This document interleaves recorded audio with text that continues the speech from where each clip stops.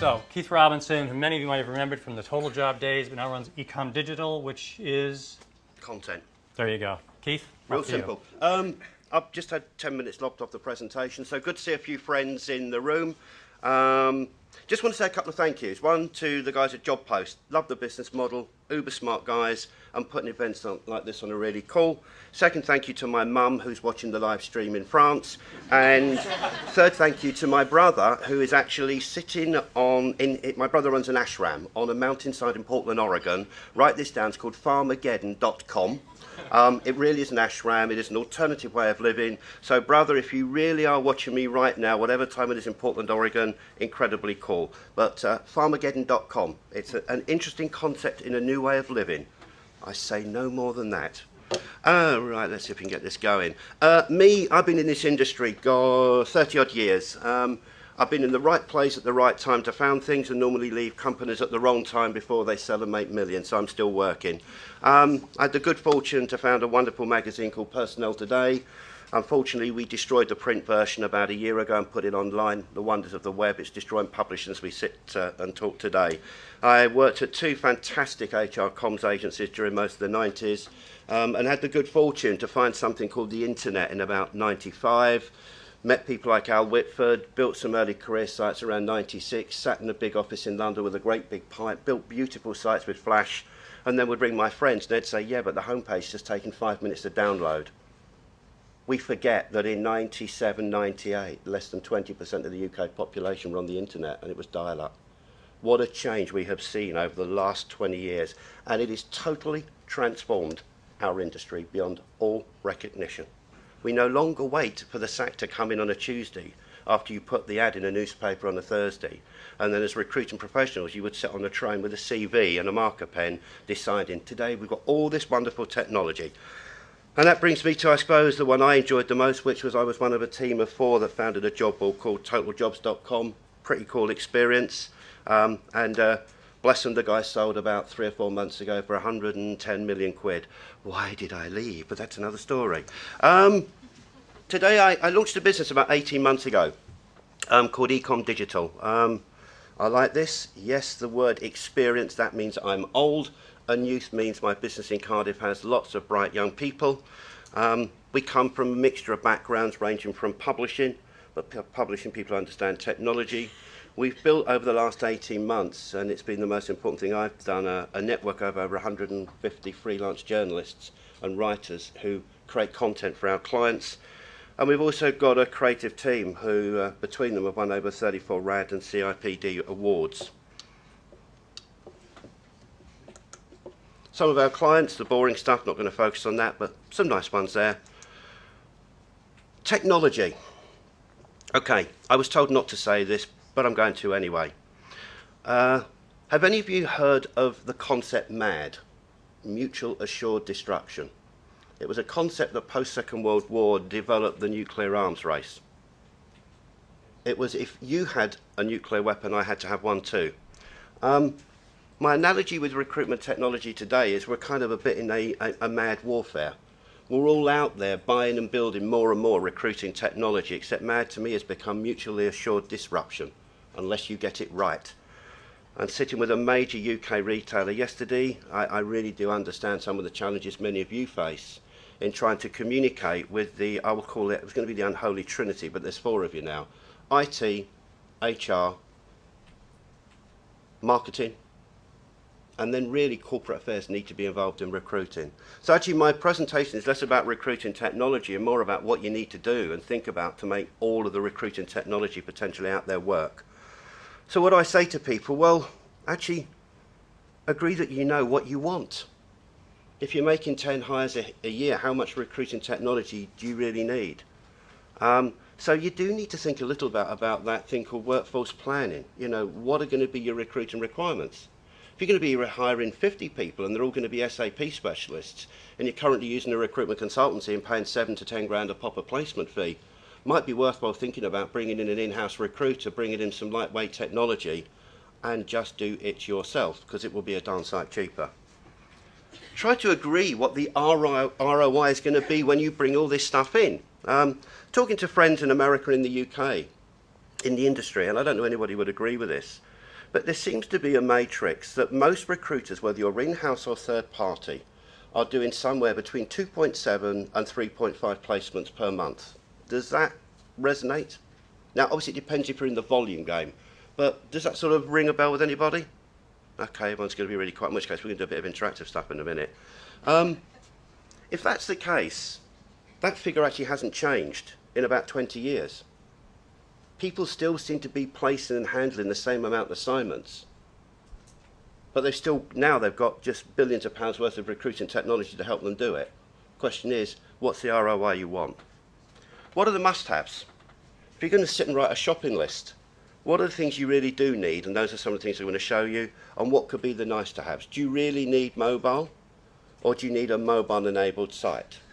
Do you want to do an app? Do you want to be on Facebook? So some things I'm going to kind of cover. And then what are the not nice-to-haves? And finally, actually, who owns this? So often in organisations, it falls into a vacuum of committee. So we'll have somebody from IT, we'll have somebody from HR, we'll have somebody for recruitment, and we're going to work as a committee.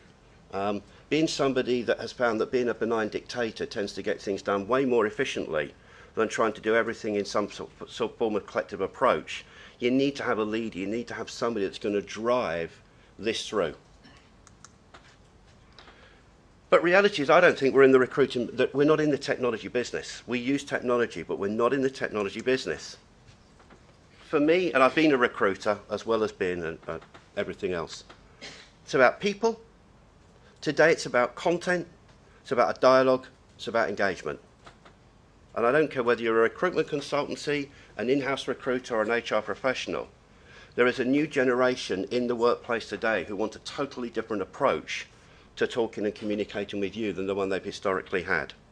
And we hear a lot about this thing called the candidate experience. Reality is recruitment has always been around candidate relationship management. Problem is we've never realised it.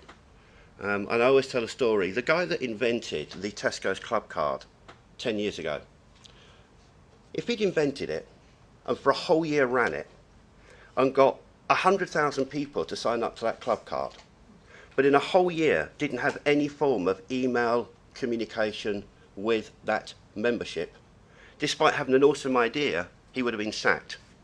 And yet in recruitment, we go and get 100 people into our talent pool, and then we don't talk to them. The second big idea would have been, if Tesco's had put one question on every single person that was signed up for a club card, would you and any member of your family at any time in the future be interested in a job or career with Tesco's? Even if 10% of their 10 million membership had said yes, they'd have a 1 million database and the most incredible platform to go and promote their jobs to. Because reality is, recruitment is marketing and marketing is recruitment, but we love to sit in our silos. And ultimately, your brand, time and time again, is actually, and we're not here talking about the employer brand, your brand is so often defined by the experience a candidate has. Great story from Marks and Spencer's, which Al and I did a lot of consulting work for. During pre-sales recruitment period, a call centre in Manchester gets on average 750,000 pieces of communication from people who want to go and work during the pre-Christmas and post-Christmas period. They could only originally handle about half of those inquiries, which meant Stuart Rose used to get emails from mums saying, my little Johnny who's at university applied for your Newcastle store and nobody ever came back to him. I'm not going to go into your store and now buy my husband his pants and socks and scarf and slippers for Christmas. Interesting enough, their solution was to bring in a really smart piece of SMS technology. So every single person was asked to give their phone number and every single person got an SMS message. Smart thinking, but you have to identify the problem. Somebody needs to take ownership of it. So technology to me is no more than an enabler to do what we've always done, but try to do it better and smarter. And the 21st century recruiting cycle? Well, I went onto Google and put in 21st century recruiting cycle and couldn't find anything. I think Matt Alder will probably tell me there is something actually out there. Today, the 21st century recruitment starts with, they are finding you. You can find them. Today, with LinkedIn hitting 10 million, with 31.9 million people in the UK on Facebook, with millions of CVs on job boards, with thousands of career sites. This is the most fragmented time we've ever had. So actually the recruiting cycle is, we are everywhere, they are everywhere. Where and when are we going to meet and engage? And funny enough, I still believe the most powerful tool is the one that Mr. Whitford had on there. It's called a phone. Speak to them. And they want to be spoken to as well. I know it's difficult. I know you have to segment your audience, and I think I'm probably doing most of Janice's presentation. But the mobile phone, the phone, is still an incredibly powerful tool. So what defines, your tech needs? And this is a real top-line run-through. The presentation will be made available. You've got to start looking at, have you got some great big heavyweight HRM system? What are you going to have to do with that? Who are you going to have to integrate with? Who owns that? Are you sitting in a standalone recruiting function and HR don't want to talk to you because they don't like you, because they think you're being overpaid and over here? What are your volumes going to be? Do you need a full functional applicant tracking system? Or are you going to be looking something that I call slightly more lightweight, a recruitment management system? So how many hires are you going to be making? And try to predict a little bit ahead. I know the workforce plan has been a movable feast, but if you can kind of say in 2 or 3 years' time, what might this look like? It can save you a lot of money, a lot of time, and of course a lot of having to go out and re-tender or run a new RFP to try to get a new vendor in. What's the shape of your recruiting strategy? Is it going to be in-house? Or actually are you going to continue to use third-party recruiters? If you're sitting there with 80–90% of your recruitment going through third-party recruiters, I would probably say you should think, depend on the volume of recruitment, that moving towards an in-house model, which then doesn't preclude using third-party recruiters, but means they become part of your supply chain, is a smart way to go.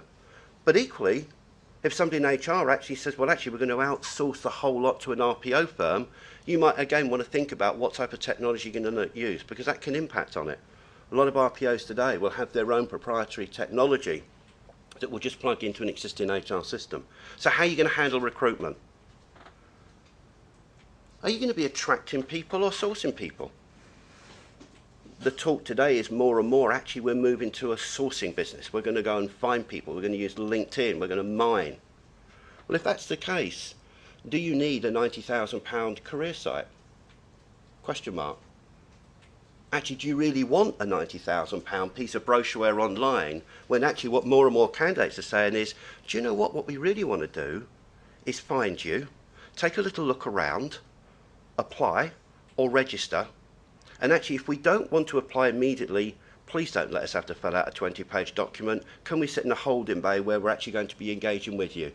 When we built Total Jobs, my vision was to build Match.com. And as a serial divorcee, I've got a lot of experience at Match.com. It's actually very, very, very cool. Because actually it enables you to engage like LinkedIn did in the early days at your own pace. The smartest thing with LinkedIn was you did your profile. In the early days, that little thing, you've only done 45%. But if you add this, this, and this, it will improve your chance of being found. So often it's, hey, apply now, click the button, 20-page doc. Whoa, I just want to have a little dialogue with you, please. So start to think about, is it going to be an attraction-led or sourcing-led? I've nicked one of our Whitfords. Are you going to develop a talent pool, or are you going to have a talent puddle? So we used to talk about, in the move to online recruitment, the fact that we would be able to get rid of the filing cabinet. Funny thing was, the filing cabinet, I always think these days, was much better than the CV database, because at least you used to put people in a different, you'd have that file's where all the IT people are, and they're all done alphabetically. That file is where all the customer service CVs are. I talked to some huge American global recruiters who are using very large, sophisticated talent management systems, and they cannot actually segment the database. Well, how can you run a CRM relationship program if you can't do the first thing called segmenting and generating content that matches that industry? And are you going to develop a CRM-based approach, sending your candidates regular updates, newsletters, content, what's going on? Or are you just going to use the CV database to go and find them and say, hey, we haven't spoken to you for 3 years. Actually, probably legally we should have done, because we should be cleaning the database every 6 months. But hey, we'd like to offer you a job. Ouch. I love career sites. Coming from an advertising agency background and with the people I've got in my team, I like them. I'm not going to run through this line by line because otherwise our Whitford will be waving his hand, but this isn't the presentation. Just think about the things that you need to be thinking about with the website. Who is your target audience? What are they doing? Most organisations should be able to identify 4 or 5 profiles of the type of candidates that are going to be hitting them. And I know you can do this because a very large retailer in the world said to me yesterday they've done a huge project and they've got it down to 5. Now the interesting thing is if you've just got 5 and each of those 5 is a different animal ranging from a young kid who wants to go and fill shelves to an executive earning 200k, maybe you ought to think about giving each of them a different experience when they start to apply. Because do you know what? When you go in to buy a BMW, you might get or a Merc, you might get a very different experience to when you go and buy maybe a Ford. And reality is you can think about your candidate in that way. Can you segment and start when you're thinking about your career site, defining the applying experience? Yes, you can do all the pretty branding stuff. And you can talk about you're so important because you're a senior executive. But if they get the same experience, which is now click, apply online, 20-page document, whoa. So you can take a look at that. Here's some work my organisation have done for people like the Rank Group. We did a huge employer branding, EVP, inclusivity, which ended up with website and marketing materials. Sorry, shameless plug, you can look at that later. But we all do it at these things. Great case study here for some work we did for Kraft. Actually, outside of recruitment, but Kraft had the most 10 minutes out, cheeky sound so. Kraft had the most amazing university, the Kraft University in Switzerland. Funny thing was they'd forgotten that they had an internal community. And again, content, engagement, why are we here, what are we doing? And these things apply to most of what we do. Some guys at a company called Format did a bit of research earlier on this year. What they called their key ingredients for successful career websites. Jobs, easy to use job search. Career sites and job boards are actually in reality one and the same. We try to differentiate them, but fundamentally they want to apply, they want to sign up for alert, they want to register and be talked to later, and they want to find some information about you and the organisation. And fun enough, everything else actually becomes brochureware. Case studies, content, videos. I know Matt and many other people in here. You know, 3 or 4 years ago, we used to say to people, do videos. If Madge is leaving the organisation after 25 years, and she's worked in that accounts department, and she's loved every single day, do you run an ad that says, we are looking for somebody to work in the accounts department and put it on a job board? Or do you do an interview with Madge who says, I've been here 20 years, it's the most amazing organisation, I absolutely love it, blah, blah, blah. You know what? Do the video. Put a link up maybe in the ad if the job board will let you do it, or put a link up on the site.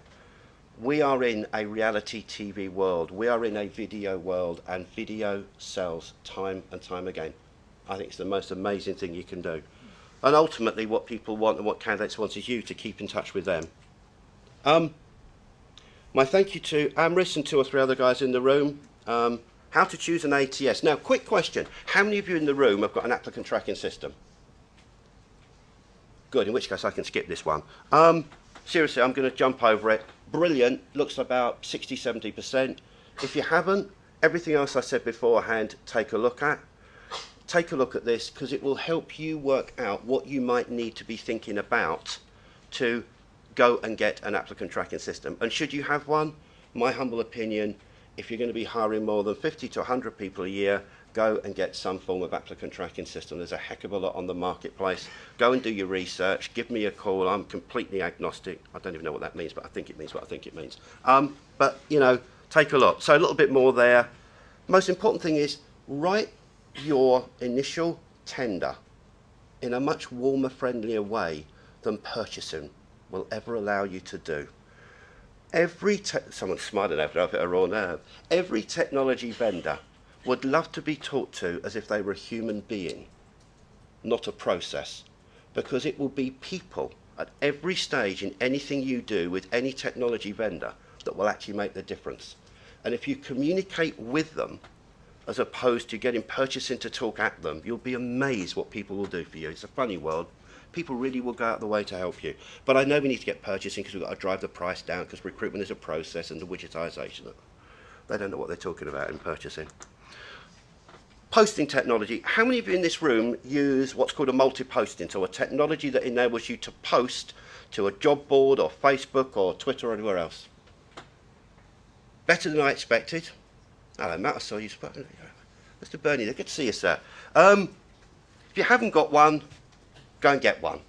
Don't care which one you get. Why? You can post to multiple channels. Today we are in the multiple streaming business. 20 years ago, Manchester Evening News, if you had a job in Manchester, you put it in the Manchester Evening News. I live in Cambridge, you put it in the Cambridge Evening Post. Today we're in broadcasting. We are actually distributing jobs content and other content to multiple channels. Now, if you can't monitor what is coming back from those channels, sorry, how do you know what's delivering and what's not? How do you know where you're getting your maximum bangs for your bucks?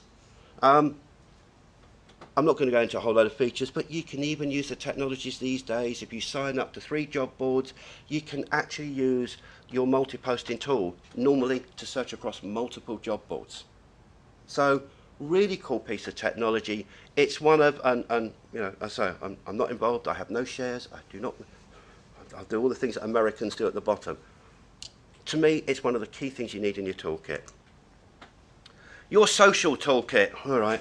How many of you are using social media to recruit? Wow, see, 2 years ago, in which case I can dump this bit. Brilliant. How many of you actually that really means I'm looking at LinkedIn to find CVs? A few less. How many are using Twitter? Okay, how many of you are just posting jobs to Twitter? Oh, come on.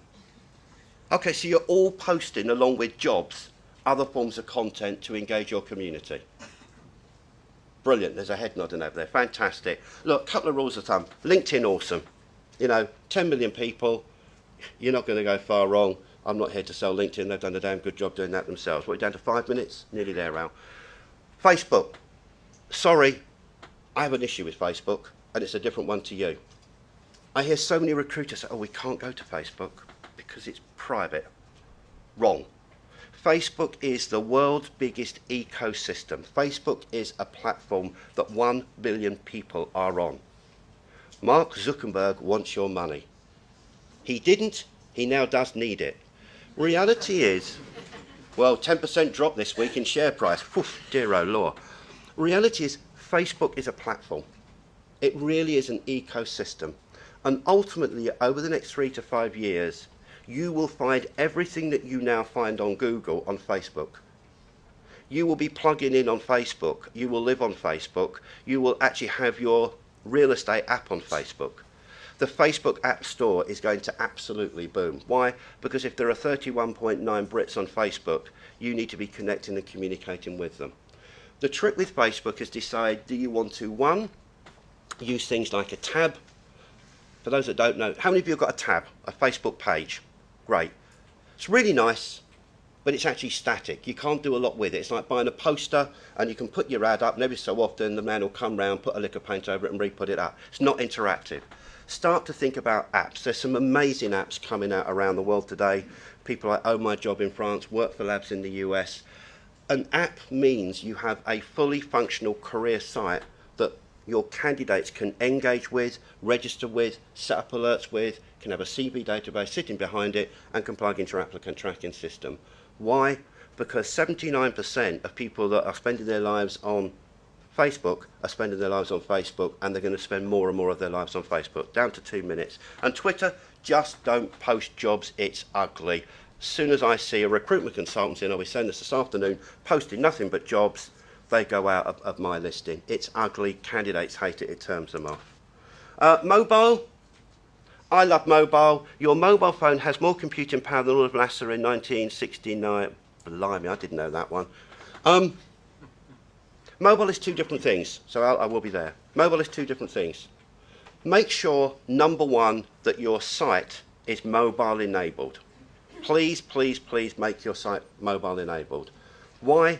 Because more and more job seekers are using mobile to come to your site. Some of the big job boards now are up to 23% of their total traffic is coming via a mobile device.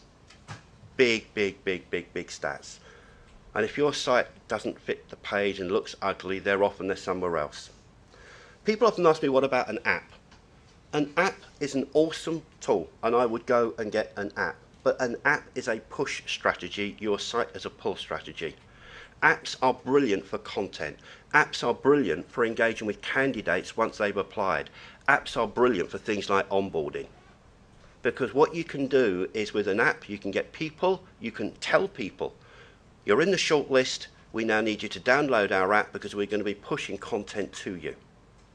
So an app is a brilliant tool to help you build your brand. It's about content, and it's brilliant for other things around recruitment. Yes, people can apply online on it, but you know what? I think the app is a superb push tool, but make your site M-compatible. And again, presentation will be here. There's a few more there, and thank you for an organisation called All the Top Bananas, because I nicked that from their site. Three things at the end. Future of work. I'm really passionate about where work is going. Hugely big changes going on. A wonderful lady called Linda Grattan works at London School of Economics. I'm sure many of you have heard of her. Wrote a fantastic book called The Future of Work. Global economies and pollution are going to drive more and more of us to work from home. The economics of working from home will increasingly become mission critical. We've got this ridiculous situation where across the world, including the BRICS, this disengaged workforce, we're seeing the deconstruction of the organisation. I reckon we're going to get to a figure of about 40% of workers will actually be contingency based. In countries like Holland, we're already hovering around the 30% mark.